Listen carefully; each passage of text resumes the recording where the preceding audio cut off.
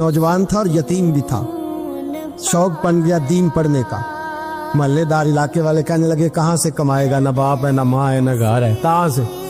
हजरत रूमी कहते हैं नौजवान ने जंगल में झोंपड़ी लगा ली। वहां वो सुबह मदरसे जाता, शाम को जंगल में रहता, वहां अल्लाह अल्लाह करता, सबक याद करता। एक दिन बादशाह की बेटी रास्ता भूल गई, जंगल में आई सहेलियों के साथ, बॉडीगार्ड भी साथ थे, पर रास्ता भूल गई। खोती खोती शाम हो गई, ऐसी खोई कि जब रात गहरी हो गई तो आके उस नौजवान के पास रुकी और चिल्लाने लगी। शेर के दहाड़ने की आवाज आती है, भेड़िए के बोलने की आवाज आती है। नौजवान अकेला, सहेलियां बिछड़ गई, गार्ड बिछड़ गए।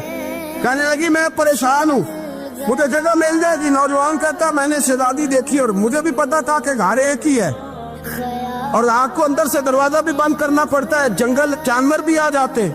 कहते मेरी छोटी सी कुटिया में, झोंपड़ी में वो आई, रो के कहने लगी सहारा कोई नहीं, अगर मैं पीछे निकलूंगी तो भेड़िए खा जाएगा।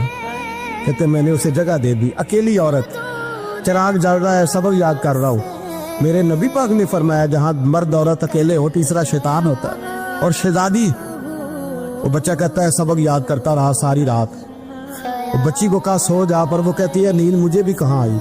ऐसे मौकों पर नींद, सारी रात सबक याद करता। थोड़ी थोड़ी देर के बाद चिराग जलता तो उस पर उंगली रखता, हाथ जलता तो पीछे खींच ले, फिर दूसरी उंगली रखता, थोड़ी देर के बाद जलता तो खींच ले, हाथ सारा जल गया। सुबह किरणें चमकी तो कहने लगा चल निकल जा, दौड़ जा, बस बड़ा सब्र का इम्तिहान हो गया, चली जा। शहजादी बाहर निकली, सिपाही ढूंढ रहे थे। बादशाह खुद जंगल में निकला हुआ था, मेरी बेटी मिल गई। बादशाह तन्हाई में जाके कहने लगा बेटा मैं दुनिया को बताऊंगा कि मेरी बेटी खोई नहीं थी, सिपाही साथ ही थे।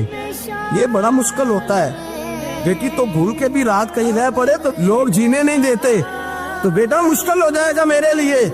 कहाँ थी? उसने कहा नेक नौजवान के पास। उसने कहा बेटा मैं तो तेरी बात मानूंगा पर दुनिया नहीं मानेगी। अगर उस नौजवान ने किसी को बता दिया कि तू उसके पास थी तो फिर लोग मेरा जीना मुहाल कर देंगे। बेटा मैं मर जाऊंगा, मेरी मजबूरी ये है कि वो कहीं राज ना उगल दे वो नौजवान, उसे कत्ल करना पड़ेगा। औरत ने मिन्नतें की, उस बेटी ने कहा मेरे मौसम को मारोगे, रोई। और वो कहने लगा मैं बादशाह हूँ, मेरा अपना वकार है, मैं उसको छोड़ नहीं सकता। गिरफ्तार कर लाए सिपाही। वक्त तय हो गया सजा का। अकेले कारकोठरी में रखा गया, जो उसके खास एतबार वाले थे उनकी ड्यूटी लगाई। बादशाह ने बुलाया, पहले बिलम आया। औरत कहने लगी, बेटी कहने लगी एक दफा तो बुलाओ ना, एक सवाल बस पर्दे में रह के पूछना है और फिर जो आपका जी चाहे, मेरे मौसम को मारना तो है, तो मर्जी आपकी। सामने खड़ा किया, नौजवान पर्दे के पीछे, औरत खड़ी हो गई। बादशाह बीच बैठ गया। बीबी कहने लगी सारी रात बेदार मैं भी रही, सोया तू भी नहीं। वो जो तू चिराग के करीब हाथ लगा के जलाता था वो समझ नहीं आई। नौजवान रो पड़ा, कहने लगा क्या करूं, मैंने रसूलुल्लाह का दीन पढ़ा है, क्या करूं, मैंने हुजूर का दीन पढ़ा है। मैंने पढ़ा है कि जानी को सबसे नीचे दोज़ख के सबसे निचले दर्जे में जलाया जाए, उसे जहन्नमियों का पीप और रेशा पिलाया जाए, कंद खिलाया जाए। ये रवायतें पड़ी हुई थी। थोड़ी थोड़ी देर के बाद शैतान मुझे कहता था बदकारी कर ले। मैं अपना हाथ उसी वक्त जब शैतान मशवरा देता तो मैं आग पे करता। मैं कहता अगर ये बर्दाश्त हो गई तो वो भी हो जाए।